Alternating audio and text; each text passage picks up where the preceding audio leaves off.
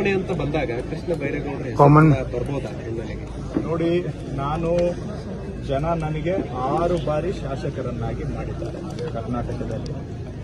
ನನ್ನ ತಂದೆ ತಾಯಿ ಪುಣ್ಯ ನನಗೆ ಸಿಕ್ಕಿದೆ.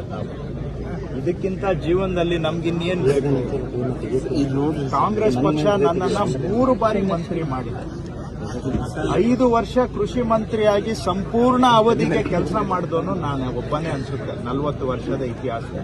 ಇನ್ನೆಲ್ಲ 2 ವರ್ಷ 3 ವರ್ಷ RDPR ಸಚಿವನಾಗಿ ಕೆಲಸ ಮಾಡಿದೆ. ಇವತ್ತು ಕಂದಾಯ ಸಚಿವನಾಗಿ ಕೆಲಸ ಮಾಡೋ ಅವಕಾಶ ಪಕ್ಷ ಕೊಟ್ಟಿದೆ.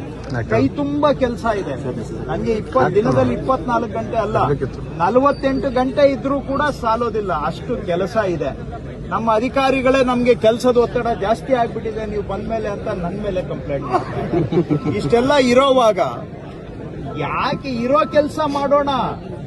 ಕೈಗೆ ಸಿಕ್ಕಿದ್ರಲ್ಲಿ ಏನೋ ಒಂದಷ್ಟು ಕೆಲಸ ಮಾಡಿದ್ರೆ ಹೇಳ್ತೇನೆ ಇರೋದ್ರಲ್ಲಿ ನಾವು ಕೆಲಸ ಮಾಡಿ ಏನೋ ಜನಕ್ಕೆ ಒಂದು ಕೈಲಾದಷ್ಟು ಅಳಿಲು ಸೇವೆ ಮಾಡಿದ್ರೆ ಅದೇ ಸೌಭಾಗ್ಯ ನಮ್ಮ ಪಾಲಿಗೆ.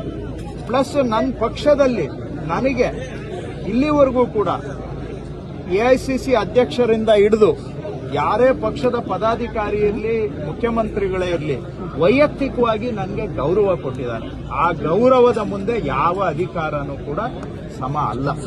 ಸೊ ನನಗೆ ಏನೆಲ್ಲ ಸಿಗಬೇಕು ಅದೆಲ್ಲವೂ ಕೂಡ ಸಿಕ್ಕಿದೆ. ಸೊ ನಾನು ಇನ್ಯಾವುದಕ್ಕೂ ಆ ಥರ ನನ್ನ ಕೆಲಸ ಏನ್ ಪಕ್ಷ ನನಗೆ ಮುಖ್ಯಮಂತ್ರಿಗಳು ಕೆಲಸ ಕೊಟ್ಟಿದ್ದಾರೆ ಆ ಕೆಲಸ ಮಾಡ್ತಾ ಇದ್ದೇನೆ. ಇವತ್ತು ನೀವು ಇಷ್ಟೆಲ್ಲ ಗೊಂದಲ ಅಂತ ಇದ್ದೀರಾ. ನಾನು ಇವತ್ತು ಇಲ್ಲಿ ಕಿತ್ತೂರಿನಲ್ಲಿದ್ದೇನೆ, ಮಧ್ಯಾಹ್ನ ಕಾರವಾರದಲ್ಲಿದ್ದೇನೆ.